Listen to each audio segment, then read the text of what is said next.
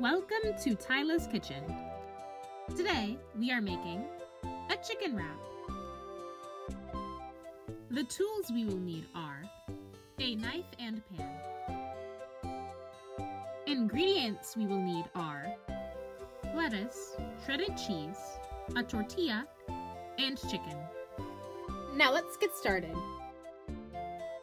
First off, we will season our chicken strips because we don't accept no unseasoned chicken around here.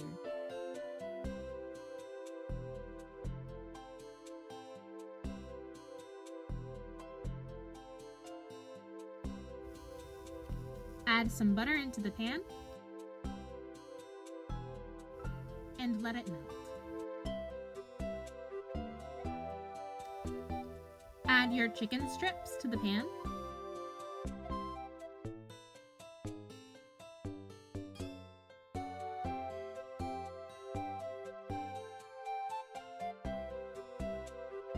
Be sure to flip the chicken every once in a while.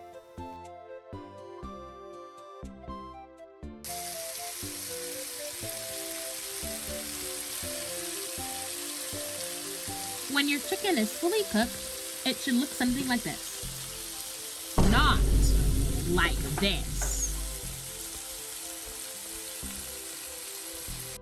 Now we're gonna shred our chicken to add to our wrap.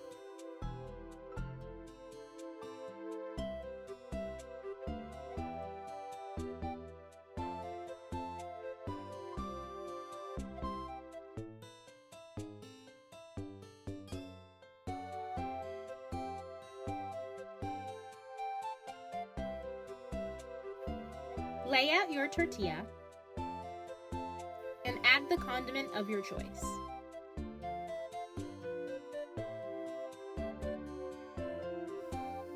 Add some shredded cheese,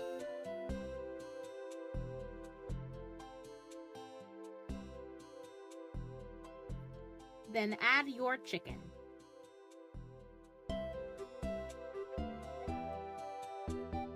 Add lettuce on top.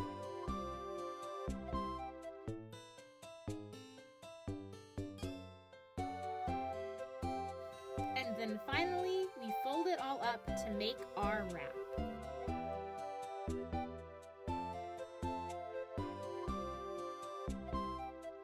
And here we have our wrap. Very simple and easy to make. I hope you enjoyed the last Tyla's Kitchen this year, and I hope that you're excited for all the things I have to cook and bake next year. Bye-bye! Do you like indie games? Do you also like cozy games such as the Animal Crossing series and the Harvest Moon series? Do you also like some pretty good music? Well, in that case, do I have the game for you? Welcome to Trivia's Game Night, the show where I talk about whatever games I want. The game I'll be covering this week is Stardew Valley. I've had this game on my list for a while, but thank you to some people for especially recommending me to talk about this on Trivia's Game Night. It isn't unknown per se, but I do really want to introduce this game to as many people as possible. So here we are. Stardew Valley is an indie farming RPG game made solely by Concerned Ape and is available on all major platforms, including mobile software such as iOS and Android. The game follows you, the player, growing stressed of life in the city at your job under Joja Corporation. After remembering a letter given to you at the time of your grandpa's death, you're told to move to the place where you truly belong.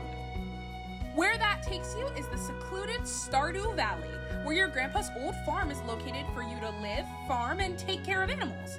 Next to your farm is the small Pelican Town, where you can connect with the local shopkeepers and villagers. The game's main plot concerns the abandoned community center, which the mayor, Lewis, allows you to access from early on in the game. Here you're faced with two choices: to help repair the community center using the help of magical forest spirits known as the Juminos, or replace it entirely with a Joja warehouse by buying the Joja membership. Yeah, Joja's in Pelican Town too. Assuming you're a normal person and follow the community center route, you must collect many items in order to repair certain rooms of the community center. All of these items are sorted into different areas, which all have different bundles to complete. How do I get the items for these bundles, you ask? Well, here's where your skill set comes into play. Starting the game, you'll have 5 level 0 skills. The farming skill, which can be leveled through collecting crops after a harvest, as well as taking care of animals such as petting them or collecting their produce. The mining skill, which can be leveled through breaking rocks throughout the map, especially in the mines. Foraging, which can be leveled through collecting things across the map, which change seasonally. You can also gain XP for this skill through chopping trees. The fishing skill, which can be leveled through fishing in rivers, lakes, and the ocean, as well as using crab pots to catch creatures. And finally, the combat skill, which can be leveled through going into the mines and killing enemies such as slimes, bugs, and bats. All of the areas of the community center have a focus on one or more skills, minus the vault, which just takes your money. Completing the community center is extremely rewarding as it gives you access to many benefits, including extra quick transportation via minecarts, a greenhouse to grow any crop whenever you want, a bus to take you to a new area called the desert, and more. It also kicks Georgia Corporation out of town, as all the villagers realize that their community through their town is more beneficial to everybody as opposed to the huge corporation that is Joja. Another highly important aspect of the game is maintaining relationships with the villagers, as it can give you good crafting recipes, cooking recipes, and they may even send you things in the mail. Some of the villagers are also candidates for marriage. There are 12 in total, 6 men and 6 girls. Here are all of them.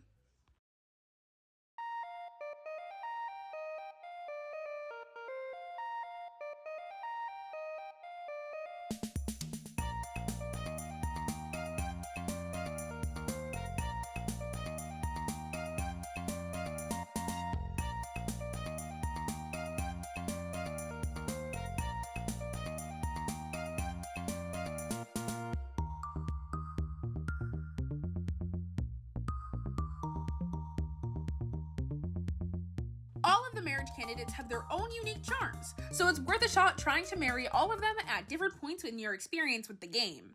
The final thing I'll talk about in this video is the music. I haven't been able to talk about good music in a while. How refreshing is this? Stardew Valley's soundtrack is a refreshing OST that fits the cozy atmosphere it gives off. It's great for a cozy day in the rain with many pretty synths, flutes, and something akin to a marimba or bells. There's also a lot of banjo in this soundtrack, which actually sounds pretty good, so I can't complain. Some of my favorite songs from this soundtrack include Dance of the Moonlight Jellies, a calming track that plays to send off summer, Fall, Raven's Descent, an amazing track that perfectly captures the vibes of the season, and Mines, Visitor to the Unknown, a mining track with such pretty chimes that I can't help but spend all day in the hot, lava-filled caves collecting ore. I highly recommend everybody listen to this soundtrack. It's one of my favorite video game OSTs, and it's listenable in the background to almost whatever task you're doing. This cozy game can be played by almost anybody in any way. Take it slow or try to complete the game as fast as possible. Anything can happen. Thank you so much for sticking with me this year in Trivia's Game Night, the show where I talk about whatever games I want. Thank you to everybody who has submitted a game within the past year, and I hope you guys have a great summer. Toodles!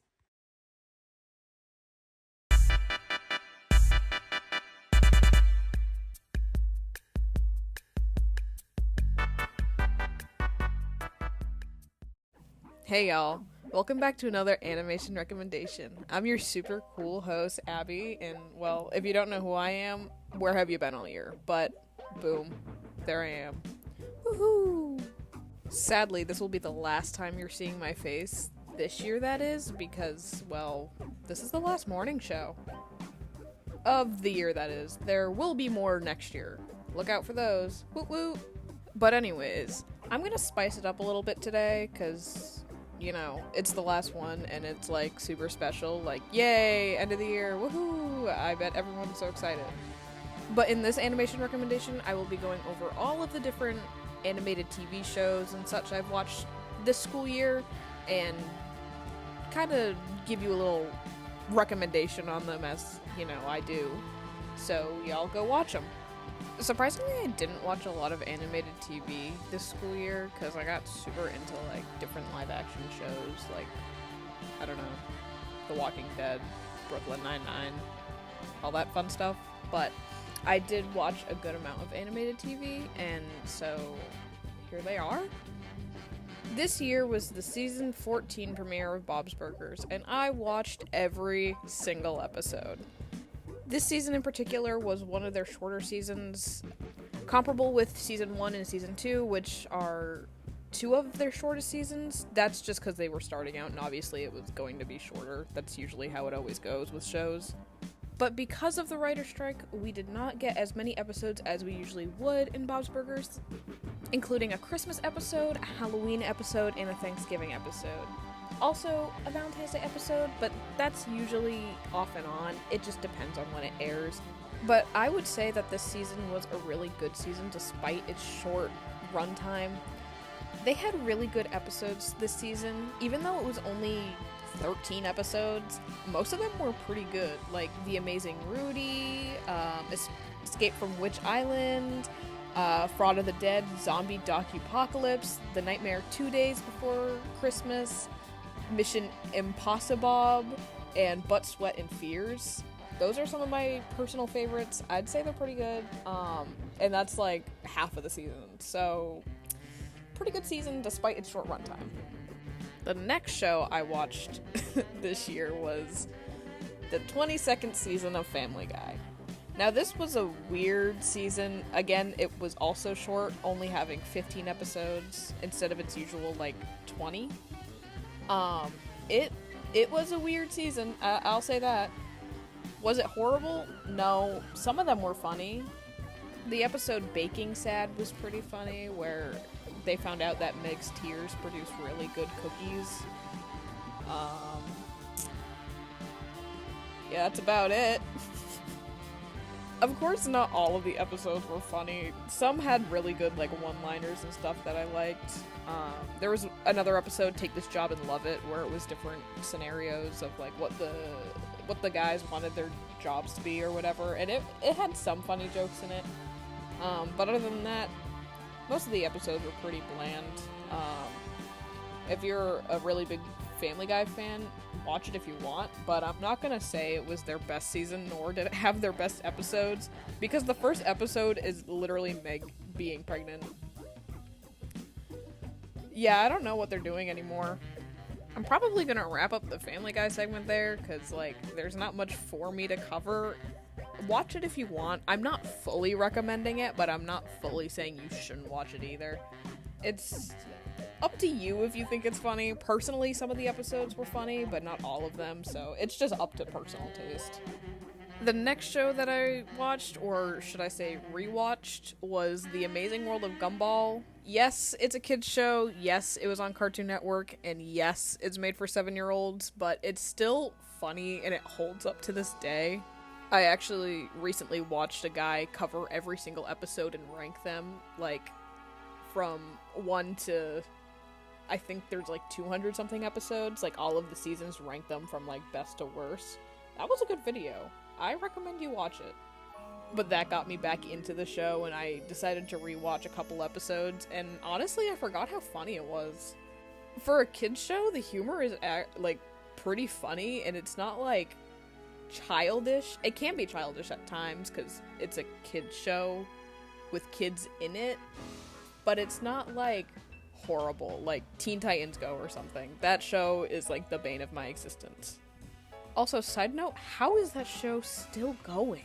It's been so long and it's not that great. Anyways, Even though Gumball is a kid's show, you should totally watch it because it's super funny. I bet you did watch a couple episodes when you were younger, but like you should rewatch it now because it's actually kind of funny. And maybe I just laugh at things too easily, but like come on, it's funny. The last show that I watched that I remember is BoJack Horseman. Now, I'm not going to stay on this show for too long because it is rated a little more mature than the other shows, and I don't want to get into too much detail, but it's such a good show. The first season starts off a little bad, but right after season 1, it just goes uphill yet downhill at the same time.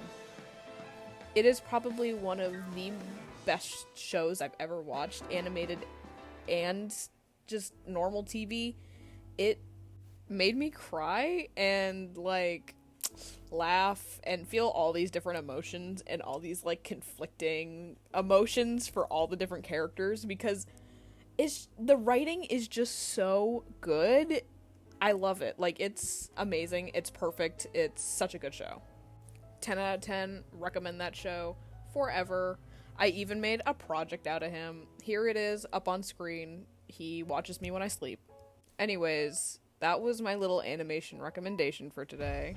And, well, for the rest of the year. This school year. You'll see me again in, like, 3 months, probably. Unless I, like, never show up again. Ooh, I disappear. No, I'll be here. Anyways, I want to thank y'all for watching. And, yeah. See you next school year. Bye! Oh, wait. There's one more thing. I wanna say you're a real good guy, but we both know that would be a lie. It's been a nightmare being your friend, so it's time for the charade to end. I can't say goodbye.